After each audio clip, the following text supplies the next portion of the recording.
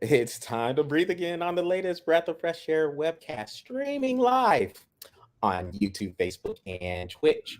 So, you see me, Charles, and I do have Patrick Brackett back with me. Now, what spirit he's in, we'll see. I'll continue to try to, but he is here.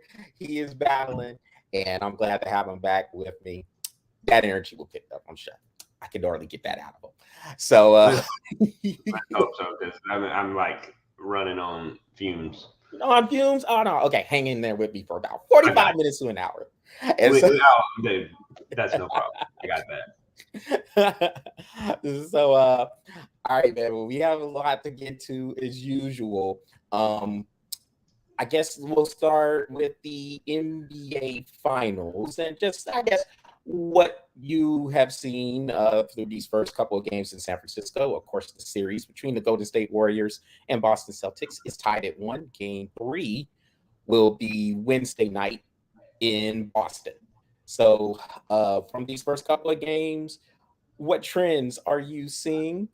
Uh, what adjustments do you think should be made? Yeah, but just where you stand on it. I mean, I know you got Boston winning the series. How are you feeling about how those first couple of games went?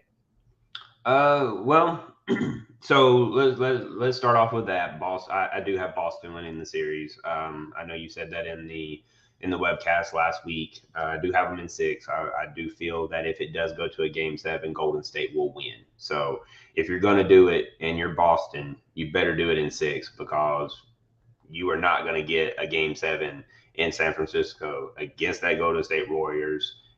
They are going to be hard as hell to beat. So, with that being said, six. That's the magic number. So, Boston, you better do it in six. As far as the two games that I've watched,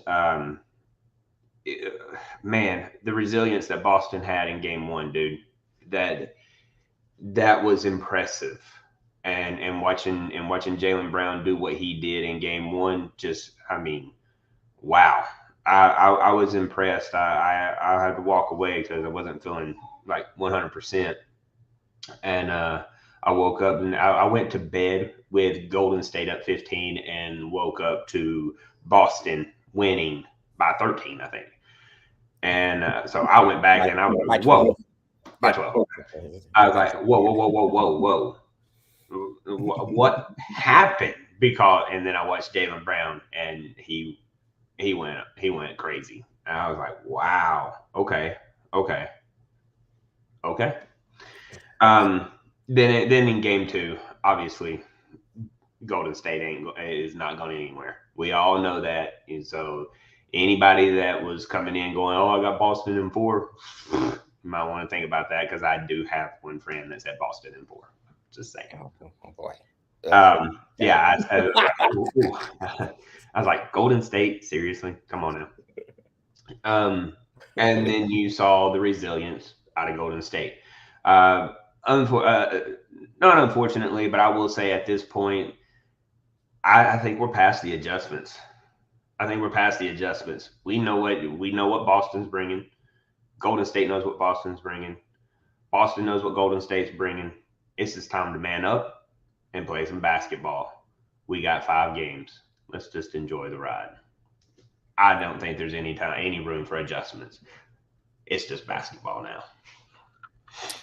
So I think there are a few adjustments, one for each side. So going on Golden State side on defense, you have to make the decision.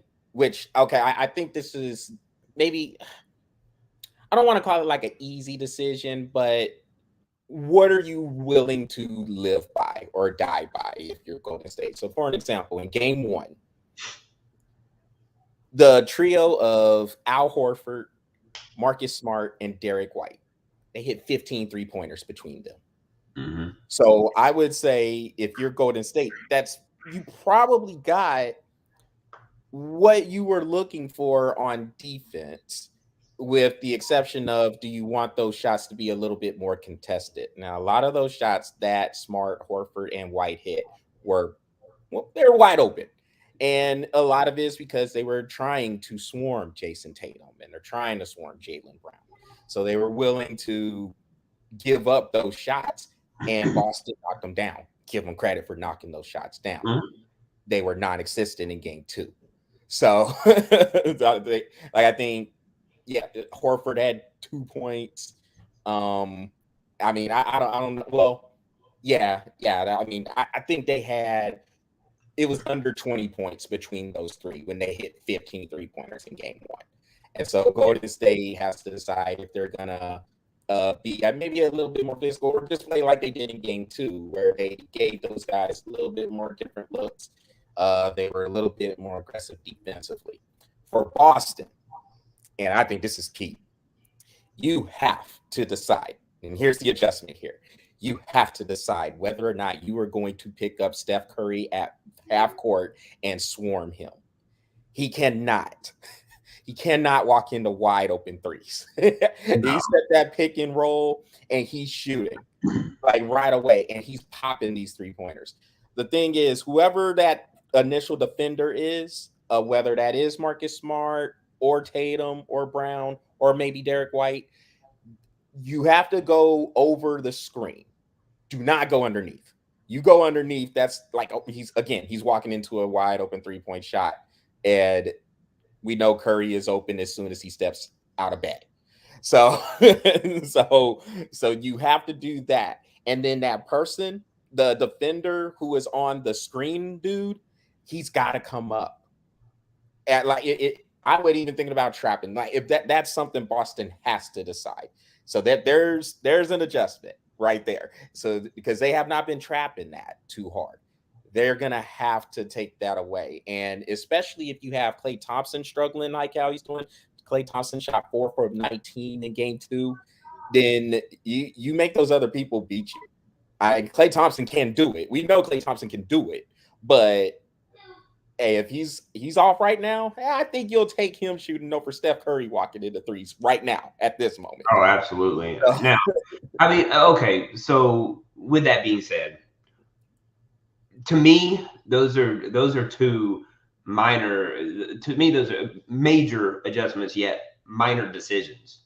To me, my personal opinion, I'd be picking Steph Curry up at midcourt. I don't give a crap what game it is. That's just me. I'm putting somebody at him at midcourt. So I think it's major and major. It's their marquee player. Well, I mean, what I'm saying, I didn't say that it wasn't a major. I said it's a major one, but you said it was a minor decision. It's a minor decision. This is a decision that should have been made already. That's what I'm saying. Is why has that not been made already? My point is that if I'm picking up Steph Curry at midcourt regardless, I don't care what game it is. So that decision should have already been made. That's the reason why I'm saying, yes, it's a major decision, but it's a decision that's minorly thought about. You should already be doing that. He's gonna, like you said, he steps out of bed open. Yeah, but apparently, Patrick, it's not that minor because, like you said, they haven't been doing it. So, I don't know what they've been waiting for. I don't know what they're waiting on. But it could be the difference between them winning and losing this series. And I'm with you. I think Steph Curry does. You got to pick him up. He's that head of the snake. He's the absolutely stir, the drink stir. Now with the one that you said about picking up the 3 from Boston, bro, you live and die with that one. I mean, that's 3 people that I will smother Jaylen and Jason all damn day long. I will let Al Horford have his 3-pointer. I'm not contesting a little bit, but to me, I'm having it. I mean, I like Al Horford. He's a great player, but I'll definitely take him shooting a 3 over Jason Tatum. Yeah, no, I'm with you, and that's why I say I think Golden State will take that. I would make the argument they got what they were looking for defensively in game 1. You just give Boston the credit for knocking those shots down. Yeah, they knocked the shots down. Hey, sometimes you just tip your cap and say, "Hey, you got us." Boy, I mean, Are y'all living and dying by those three shooting 3-pointers? Okay, I would love for you to. I would love for you to. I'll take it now all day long, man. Because if you can beat us in 4 games with them 3 shooting threes, hey, okay, fine, cool. But it's not going to happen. Al Horford's not going to shoot lights out like that. Wyatt he hit 6 of those 3-pointers, man. Yeah, that doesn't happen often. I mean, he had a great game. I would not put my money on that ever again in this series. Maybe once. Marcus Smart, I might probably contest him a little more. He does handle the ball very well, and if he does get open, he can hit. I mean, he can.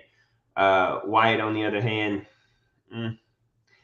I mean, I might contest him every now and then, but I wouldn't let him know what shot I'm going to contest. I'd leave him open, but I'm putting 2 people on Brown. I'm putting 2 people on Tatum. I'm holding them 2 down because those 2. There's your head of the snake on Boston. So, I agree with you. I think Golden State got exactly what they wanted out of defense. You just got to tip your cap to better offense. And that's what it was, just better offense that day.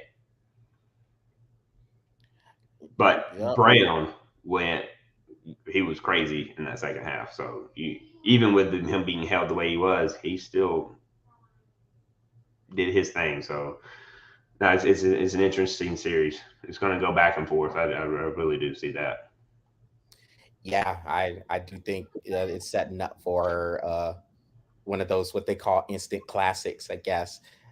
Definitely see this one going 6 or 7 games. I do have Golden State winning this, so we'll see. But again, I think Boston is definitely more than capable. I think that you gotta challenge Steph Curry more though if you're Boston. Oh God, yeah. You cannot let him walk into these wide open threes because that's just those are good shots for Golden State. I mean, that's like a layup. You come in there, for him, yeah.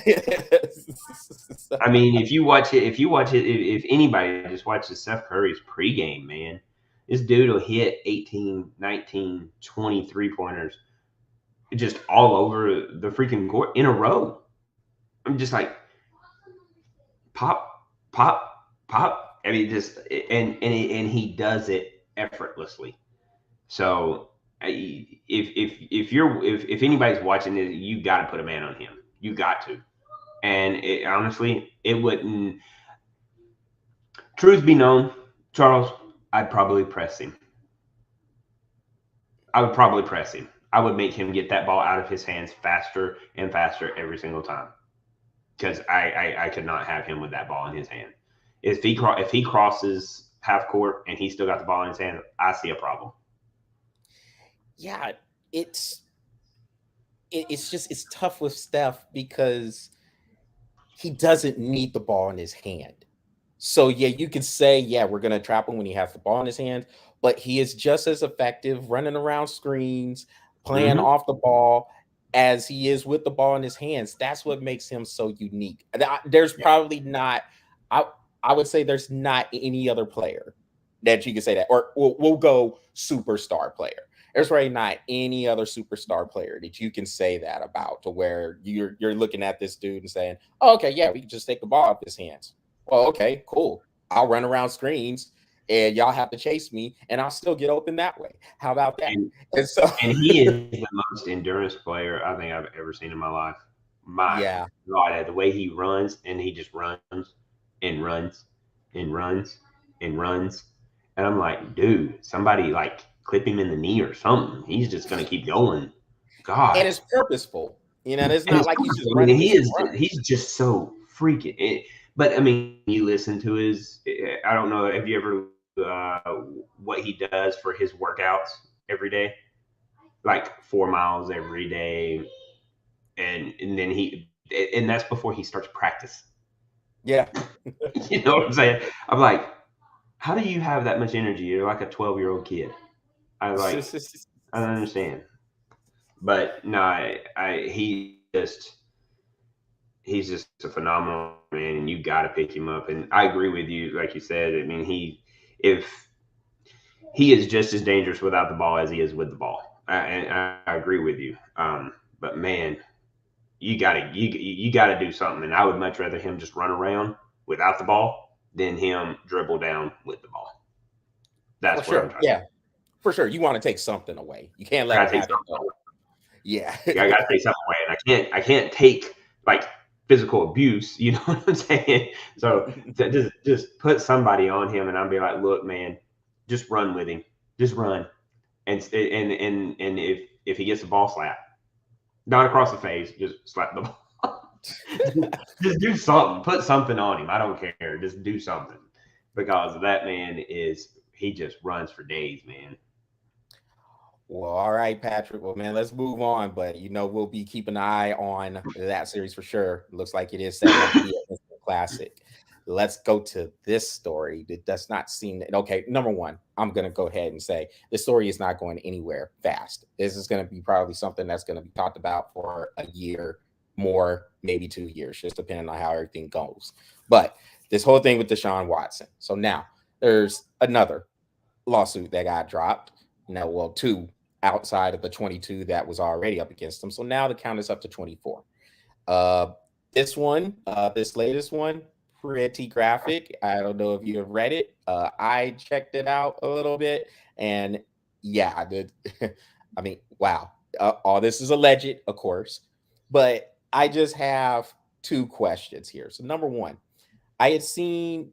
Okay, so since these two cases came out, that means I look. I'm not a legal expert at all, but I mean that has to mean criminal indictments could be coming because they're new cases. So a grand jury can pick this up and look at it to see some evidence there and maybe try to criminally indict them. Now I don't know. Like I'm not saying that it's definite, but I, I don't. I wouldn't see why it wouldn't. Because this is a new lawsuit that's being brought. So you already have these other ones. The grand juries down in the Houston area had already said they're not going to criminally indict him on those 22. But these two new ones, I don't know. We'll see. Now going to the football sense here, I had seen something on Pro Football Talk, the football site for NBC Sports, where this lawsuit this gives the Browns a little bit of leverage here in the process of voiding those guarantees. So that was alarming to me. That's $230 million that was fully guaranteed in that contract. So it's the whole thing voided. I mean, is all 230 billion voided, or there's some other stipulations that say, well, we'll take away this certain guarantee, but we'll keep this signing bonus, or he can keep the signing bonus, or whatever it is. I don't know. It's like there wasn't really any clarification on that, but I guess the question, Patrick, is look, if you're the Browns, what do you do? Do you just put yourself on monitor and say, maybe do you think maybe they just were jumping the gun a little bit too fast on this? I mean, signing the deal anyway, and that's for all the teams who were going after them too, by the way, because I think they were but okay. Well, look at the way we look at things, Charles. We look at things very realistically, right? If you're going to hire somebody, what is the first thing? You're going to pull a background check, right? And if there is one smidge of question, anybody in their right mind will pull that person in and question them. And if it seems legit, then they may get the job. But let's be completely honest. 90% of the time, you don't get that job, right? I look at Deshaun Watson, and unfortunately, man, I would look at this, and I don't give a crap how good you are. You got this. There's no telling what else is in the closet. So yeah, you jumped the gun and paid this man, and you guaranteed him so much money. And honestly, for the Browns, they're idiots. I would have never signed this guy. Never. Because at the end of the day, as much as he is as much as he is good, I still have 51 other people that I got to worry about. And see, as business owners, that's what people tend to forget. They're like, well, what about me? Well, I get it. And I'm going to look out for you as much as I can. But you have to understand, I got 50 other people that I'm looking for. And that's just the players themselves. That's not the coaches. That's not the training staff. That's not the medical staff. This is the players themselves. So as far as the Browns should have really thought about that before they sign somebody that they don't know if he's even going to play. If there's a question that you're going to play, and it's a question that you may not play, I'm not signing you. I don't care how good you are. You could be the best. You can be the best wide receiver. You can be the best quarterback. You can be the best running back. You can be the best at anything. If you are not on that field, you are not being signed by me. It's just, I don't know. It was just too many question marks, Patrick. And then let alone, yeah, we got the lawsuits that are pending. There's another story that I guess that came out from the New York Times that said there was, I don't know, at least 66 women that he was funneling out of certain hotel rooms, and this is when he was with the Texans, going back 17 months between 2019 and 2021.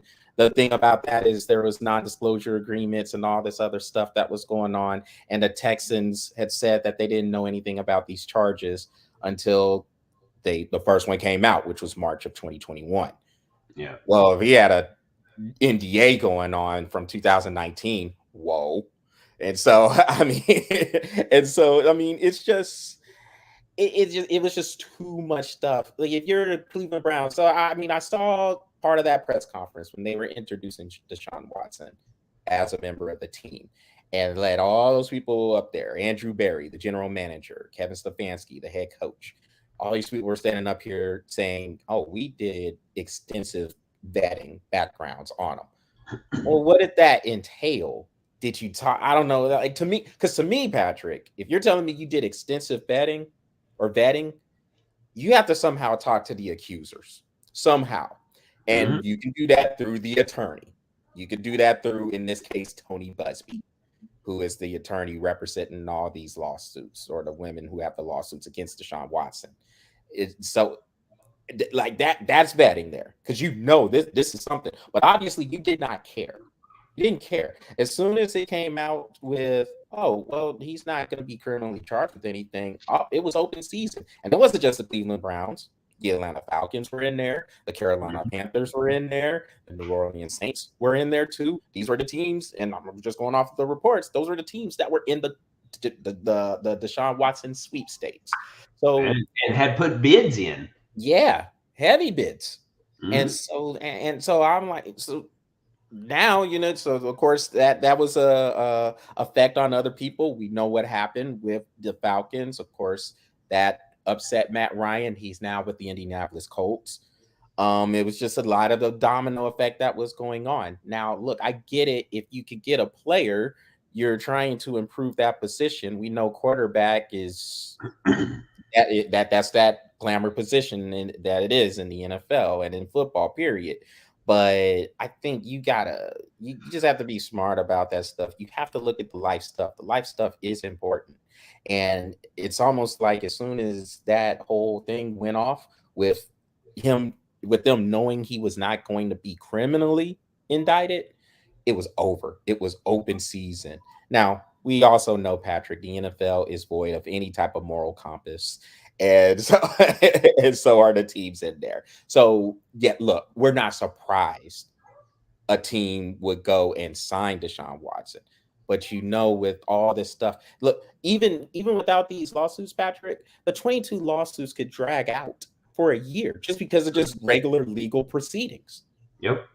Which means he's going to miss next season. Yeah, exactly. Yep. And so they're going to take a while. And then if there's agreements in place between Busby and then Deshaun Watson's attorney, Rusty Harden, then they're saying, hey, we're during the season, we're not going to do this. So you're looking at next year at least before this stuff really starts going on, or really starts, really starts getting into the courtrooms. And again, there's 24 of these now. I don't know. I just think it is just, it's a very, very, very messy situation. And that whole thing about voiding the guarantees, that was interesting to me because from everything we were told, that whole contract was guaranteed. That whole contract was guaranteed. So I'm kind of surprised too. Tampa Bay just scored in hockey. Okay, yeah. So yeah, we'll talk about that coming up. Yes, so that they are down 2-1 in that series with the New York Rangers. So what's that score? 1-0 Atlanta. 1-0 Atlanta. I was looking at the Braves. 1-0 Tampa. All right, then. So yeah, I mean, dude, that this is not going away, and these different stories that are coming out. I'm not a legal expert, but if you have new lawsuits coming in, and then these other stories, and then the NFL, they still have to rule on whether or not they're going to suspend. Oh, by the way, Patrick, baseball. This is a baseball angle with this as well. With Trevor Bauer, that case that Major League Baseball had, and we know those stories about Trevor Bauer and those suits that were brought up from women. Basically, where's the line between rough sex and assault? Because that's what it really boiled down to with these. Mm-hmm. There's no criminal charges, I guess, being brought up against Trevor Bauer as of now, but Major League Baseball dropped the hammer on him. He's not going to be able to play until 2024. So I see that. Like, they came down. Like, I was not expecting. When did they do that? Last week? Late last week? No, so they did this a few weeks ago. I don't recall exactly when it was, but it was like around a few weeks ago. And I totally missed it. Yeah, man. I mean, Major League Baseball, they came down on him. They're like, no, you're not playing for 2 seasons. Now, of course, Trevor Bauer and his people, they're going to appeal. And so it'll play out in the appeal process, and we'll see. But as of now, he's not playing until 2024. And so they dropped that hammer. So that's, in essence, 2 years. So if Major League Baseball was able to do that to Trevor Bauer, the NFL is catching some eyes about how they handle this Deshaun Watson thing. And the thing about that also, Patrick, is the Browns, they put it in the contract to where the way it was structured, like expecting him to get suspended. They're like, oh, well, you get $440 million over here. Like they're expecting him to get suspended. Well, if you were suspended, then you shouldn't have been signing him anyway. Yeah, right. That was dumb. Like, Browns, man, does it seem like the Browns just like tend to screw themselves all the time? They chase their own tails. They do. They chase their own tails, and it's a lot of pressure. And I say pressure, figuratively speaking. I mean, we know about the life stuff that is going on in this country, but you're in a city that has not seen a winner in a while. I mean, yes, I know the Cavaliers won in 2016, but Cleveland is a football city. They love their Browns. That's what they are about. And the Browns have not been good for a while. Every now and again, they'll sprinkle in a team that does good for a year. Hell, they made the playoffs a couple of years ago. But they have been starving for a winner, somebody who can put them over the top. So when they had the chance to get Deshaun Watson, they just jumped at the chance. And they were out of the sweepstakes. And then all of a sudden, oh man, we're back in. Do what you can to get them. Let's throw $230 million on the pot, fully guaranteed. And so this is gonna be worth watching, because like when I saw that from Pro Football Talk, which is, I mean, pretty reputable. I can't stop today. And sometimes it can get a little hot take-ish, but they're pretty pretty tied in to what's going on in the league. So if that is the case, and some, let's say, more lawsuits come out, other details come out, what do the Browns do? Like, are they just gonna ride this out and just say, "Oh yeah, man, we're just gonna go ahead and just keep this man"? Well, what else can they? What else can they do? That I think that's more of the question is what are they legally able to do? You know, we don't know the ins and outs of that contract. You said that earlier you said that there might be some ways that they're going to get out of some of those things. Good for them, actually. That's what I say. I mean, I $230 million to have to eat, that's a lot of money, and that's going to piss a lot of fans off. One, two, who are you going to get to who are you going to get to play quarterback? You know what I'm saying? You're really done at that position now, especially if he's not playing. They call Baker Mayfield back. They may. Hey, I know there's a quarterback called Marcus Mariota that Atlanta will definitely should give you. Hell, they might even throw $1 million on top of the pot just for you to take him. But I mean, I don't know what they are legally bounded that they have to do or what they don't have to do. So, I mean, unfortunately, I still live by that saying, "You made your bed, so sleep in it." You know, they were the ones that made the deal. They're the ones that signed the contract. Deshaun Watson signed the contract. Hey, and then you're going to put in clauses that allow you to justify for suspensions or whatever. That's just dumb. Unfortunately for the Browns, you're probably looking at another couple of seasons where you get nothing. Way to go. Way to make that decision.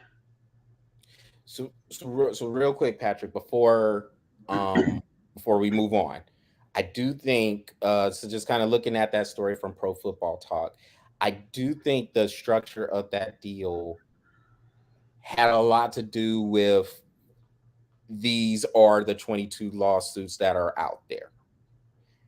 I don't think the language in there, and again, I would have to see the actual contract. We would all have to see the actual contract, but I don't think it really compensated for future lawsuits. And I think that's where I would have. Right. Yeah, exactly. Yeah. If I'm structuring that, yeah, dude, like, dude, you need to calm this down. But if that's the case for those 24 for the 23rd and the 24th lawsuits, I guess now that's where it comes into some of those voids of the guarantee. But that question to me is huge. So you're telling me you're voiding the guarantees. Again, Patrick, that whole contract was guaranteed. So is the whole contract voided if the Browns decide to go in that direction? Or is it just, we'll take away the signing bonus and then you can get this other part, and then you know what that's going to turn into, because that's going to... Or if any future allegations come out, the entire contract goes in void. We just don't know. I mean, yeah. We would not have to read that and then have an attorney read it and then probably get a secondary attorney to read that just to make sure that we got all of our commas and all of our questions on point and made sure that we understand this fully to the T. We just don't know. But it is very interesting that there is clauses that allows the Browns to get out of that. And if they were able to put those in, and they did put those in, good for them. If not, you made your bed, so sleep in it. All right, Patrick. Well, we'll be monitoring that one. And we gotta get some golf into this show. And the reason being is because apparently there's money hand over fist everywhere. Apparently, I don't know why we're not seeing any of it, but that's okay. Whatever. But that's another conversation for another day. Let's make that conversation today. But here's the thing. So the PGA Tour is where it's at when it comes to the best in golf. Apparently, this LIV Tour, this Saudi Arabian backed tour, is coming for a piece of that pie, and they are throwing out.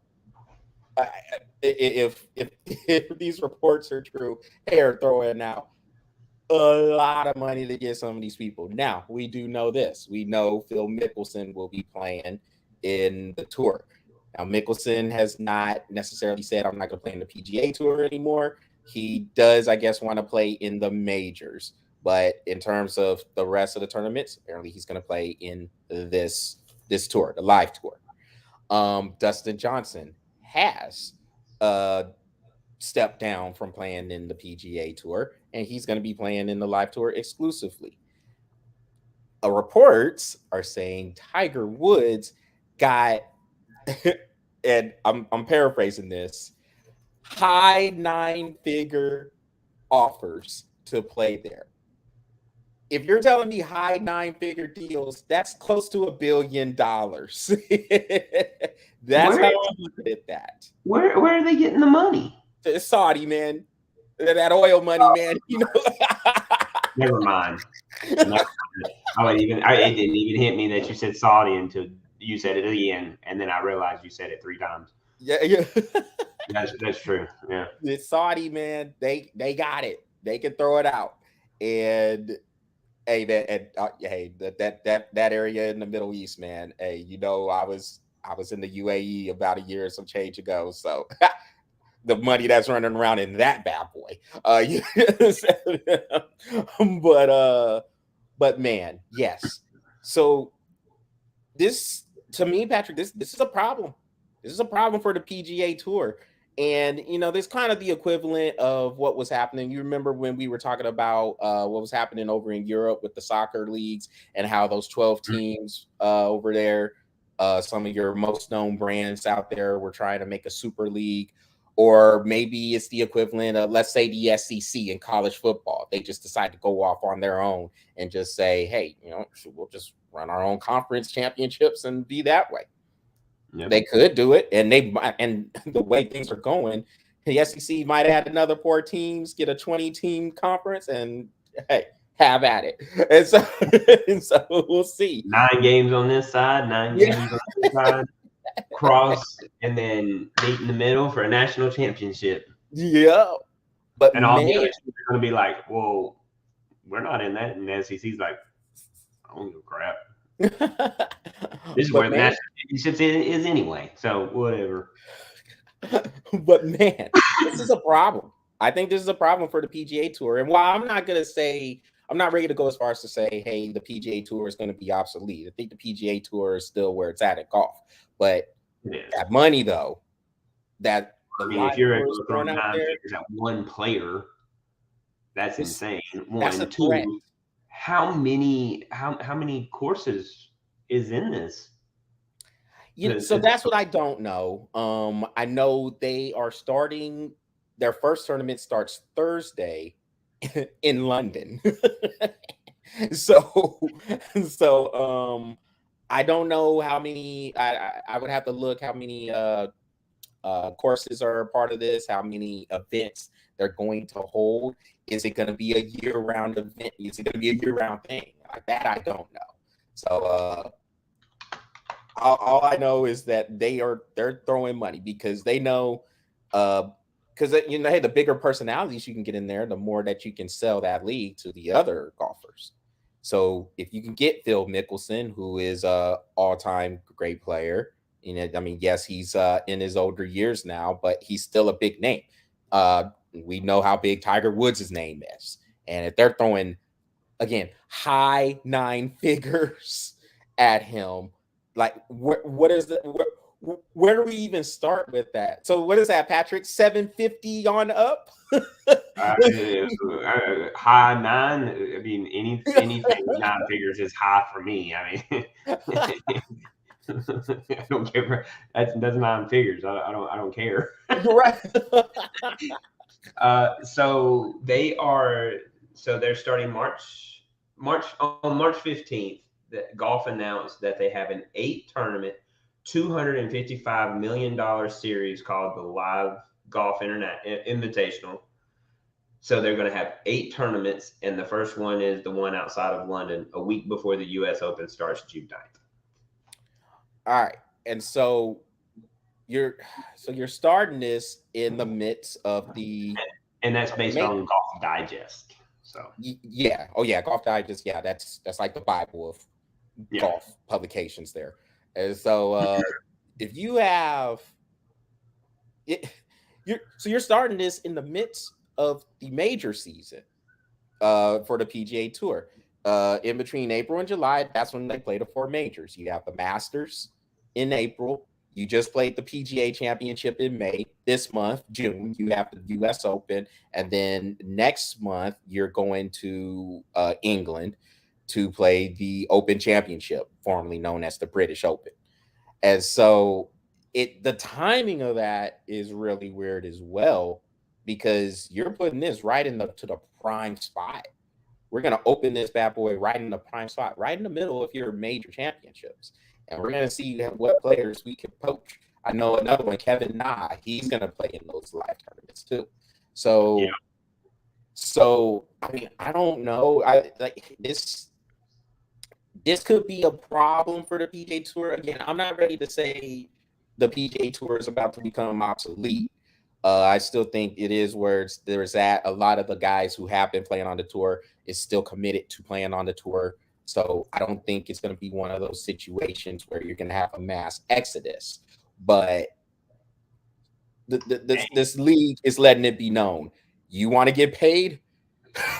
We got you, homie. You know what's crazy? This could actually be a really cool blessing in disguise as well. You know, so let's look on the other side about the whole thing. Let's say this does kick off, right? PGA Tour says, okay, well now we do have a little bit what now we can play with, and we can put some different players here. The live tour does their thing, and hey, let's put it together and call it the Golf World Series. Your 5 players versus my 5 players. See who's the best. Carry home a national championship between the two. Hey, I like it. You know what? It's probably going to pose some problems for the PGA, and rightfully so, because you know what? Nothing is better than good, healthy competition. That's all they're doing. I mean, honestly, if you really think about the entire situation, the NFL, MLB, PGA, they're all actually monopolized. Why isn't the government really taking care of any of that? Because they are monopolies. You know, the live tour just eliminates that in the PGA world. So I like it, dude. Honestly, I like it. I think this is great because now it's going to open it up to many more people having an opportunity to play golf at a very high level. So you mentioned the tournament that could come from maybe your best 5 from the PGA Tour against the best 5 from the live tour. Mm-hmm. So does that take away from the Ryder Cup at all? Or do you think that would take away from the Ryder Cup? The hell with the Ryder Cup, man. You don't like the Ryder Cup? It's been a waste of time since the time it started. Why do you say that? No, I mean, they only do it every 2 years as it is. I do like the Ryder Cup. It's just a lot of times it's just very uneventful and it gets very boring because I think they should do it every year. Personally, I mean, they do it like every 2 years. Yeah, I mean, to me, I mean, if they do it, then that's just an exhibition game over there on the side. Let's just get this. Let's get this PGA versus live, and let's roll with it. Let's see who's the best. That's what I say. I like it. No, I have liked the Ryder Cup. I mean, it's sometimes it's very good. Sometimes it's just dull. It's just you don't know what you're going to get. It's either very fun to watch or it's very boring to watch. Well, Patrick, hey man, so speaking of major tours, so I wanted to get your thoughts on this because I really hadn't talked about this. So now we know Tiger Woods, he made his comeback, came back in the Masters. He played in the PGA Championship, had a very good effort to make the cut, and then just flamed out. And then he stepped down before the final round. And I guess today it came out he's not going to play in the US Open, talking about he needs time for his body to recover. Now, I wrote an article about the expectations for Tiger and what they probably should be going forward. For us, you and I both being Tiger Woods fans, if he's not going to play golf, there's no chance he's going to pass Jack Nicklaus for most majors. And another thing, also, it's probably kind of disrespectful. Let's be honest. It's probably kind of disrespectful for Tiger Woods to say, "Hey, I'm just going to play a major tournament." The world's best golfers have been playing in every other tournament on top of the major tournaments, and to say that Tiger Woods could just pretty much step out of the couch and win a major tournament, that's probably not going to happen, man. So I mean, we The have to be realistic. Like you said, we got to be realistic about this. You got to be very What are we realistic. expecting from Tiger going forward, or what do you think? Anyway, I loved watching him play. I did. I mean, he was a phenomenal. And could still be, but he was a phenomenal golfer. But that's the problem. Is too many life events has hit him in the face. Too many life events has crushed his morale, has beat his confidence, and unfortunately, they were all self-inflicted. My personal opinion, I mean, I would love to see him come back and play competitive golf, but I don't expect it. I unfortunately is past the prime, and if you're going to beat, if you're going to hold more majors than anybody in golf, you got to play golf. That's the thing. And if you're not able to compete, and you're going to tell me you're going to come off of the couch and just play in majors, now these guys are playing in the minors too. They're playing these minors, and they're staying healthy. They're staying fit. They keeping their mind in the game. That way, when they do go to the majors, that they can contend. You're not going to come off the couch and contend with these players that are doing it every single day. You're just not. I mean, it's like watching a fat football player. Unless you're on the line, you're not contending at running back. You're not going to contend at wide receiver. You're not going to contend at linebacker, corner. You're going to contend for the bench, but that's it. So at this point, unfortunately, I hate to be this way, and like I said, he's one of my favorite golfers. I loved watching him play, just the sheer talent that came from this man. But I don't expect anything more. I think he's done. yeah, I want him to come back. I want him to come back because he was so fun to watch. Yeah, and I'm pretty much there too. Unfortunately, I mean, hey, I get excited when hear he's going to play. But nowadays, like it really hit me in the PGA Championship because I'm watching Tiger A Woods. lot of people. Yeah, I mean, well, he's on the course, he's walking, and he just looks just in pain. It's just painful for him to walk. Every swing he takes, it's a grimace. It's a moan of pain, and I think, that. yeah, and I just think if you're going to, that's not exciting anymore. It's one thing when you come back through all the stuff he has been through to come on and make it back to where he can play competitive golf. But then the adrenaline wears off, and now you're going through the walks, the courses, and don't let these courses be hilly courses. Oh yeah, You're having to put, and they all, they none of them are hilly, and you're putting all this pressure on your right leg that was surgically repaired. It's just it's not fun. Like that's not how I'm trying to watch Tiger Woods, or anybody for that matter. Yeah, like if you're trying to, you're going out here, you're competing with the best in the world. You want them to be able to compete and be as healthy as possible. But I mean, it's just like everything just looks like such a struggle. And now he's saying he can't play in the U.S. Open. He looks forward to playing in the Open Championship in July. And this is it's a shortened schedule as it is. You're already saying you're just going to play in the major tournaments. you can't even play in all the major tournaments because your body hasn't recovered. And on top of So that, let's get into the physics or the physicality of golf. And this is where people really tend to forget that golf is a very physical sport. He crushed his right leg.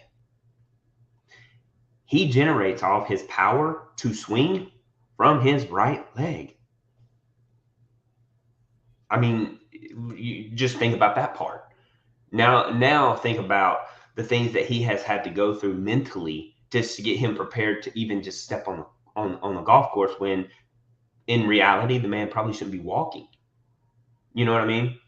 So let's look at it from that perspective. Not only that, all the things that's happened to him in the past, all the things that has happened to him, and just watching his face, man. I was so pumped. I was so pumped. And when I watched him swing on, I think if I recall correctly, everybody watched him swing from the tee on the first, and his said it all. And I was like, I can't watch that man play. I can't. And I didn't watch another swing because just watching him, I can see his life being yanked from him because golf was his life. And I'm watching it leave him. And I was like, I can't do that. I can't do that. I'm not going to. And I turned it. I kept up with it on the radio and stuff like that. I was like, I'm not watching another one because I'm not watching that man's life be yanked from him like that. And it was. And it's going to be. And no matter how much he fights it, no matter how much he goes through it, I will tell you, I will be rooting for him. I hope he does fight. I hope he does succeed. But I don't expect it.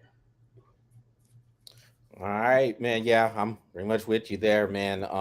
So let's get a little bit of baseball in here. So Patrick, so here we are. We are in the as you disappear and come back. We're in the quarter mark. We're not the quarter mark, a third of the way, I'll say, through the season. First couple of months are done. And I mean, you got these standings here. Yankees, Twins, and Astros are on top in the American League, and in the National League, you have the Mets, Brewers, and Dodgers on top of those respective divisions. So, out of these first couple of months, what is standing out to you, if anything?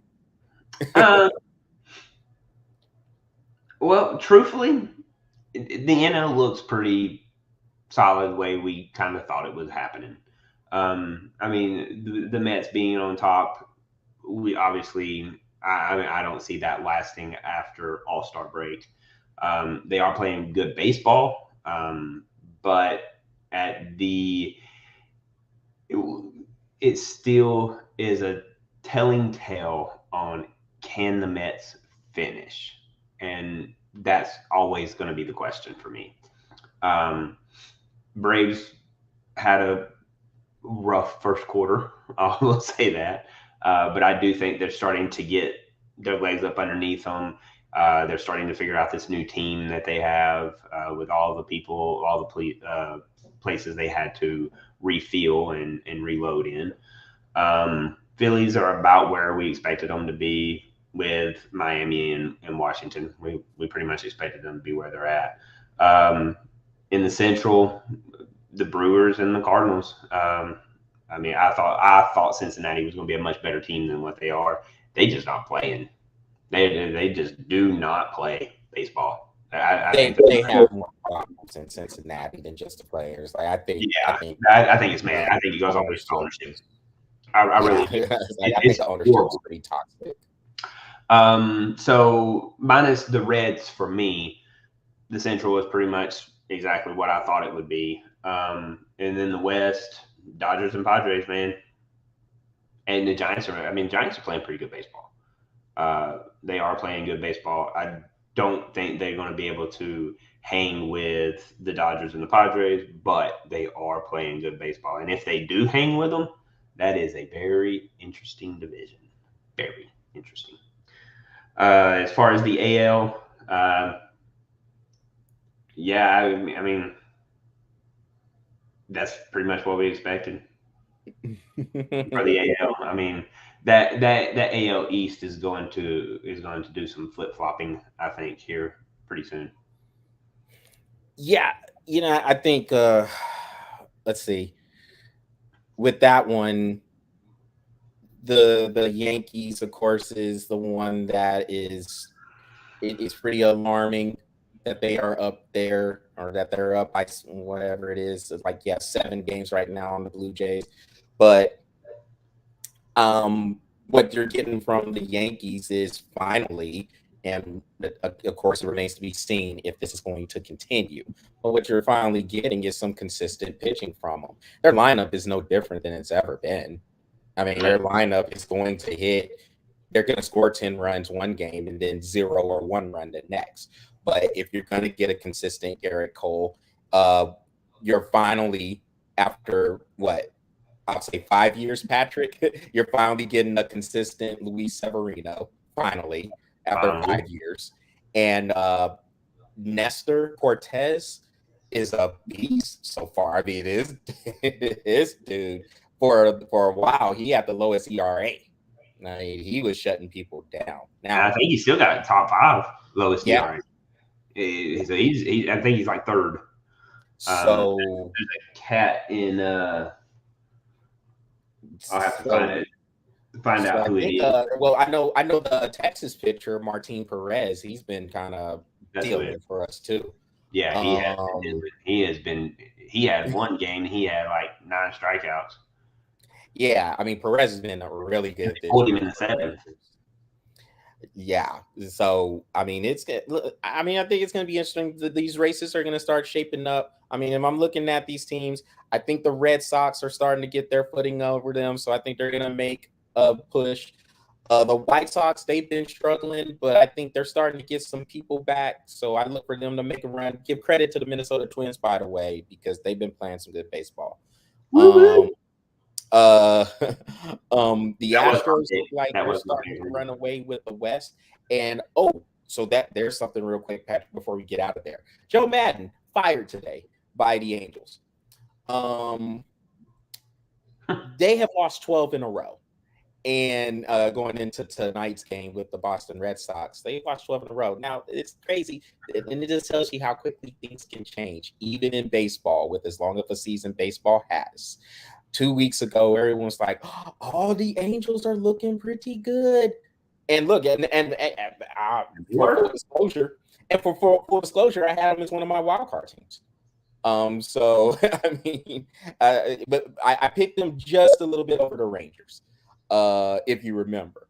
But I mean, everyone's like, "Oh gosh, Mike Trout finally got some help. Shohei Ohtani's doing the thing, Rendon's doing their thing. They're getting good pitching. Oh, here comes the Angels." And then they lost 12 in a row. And now their manager is gone.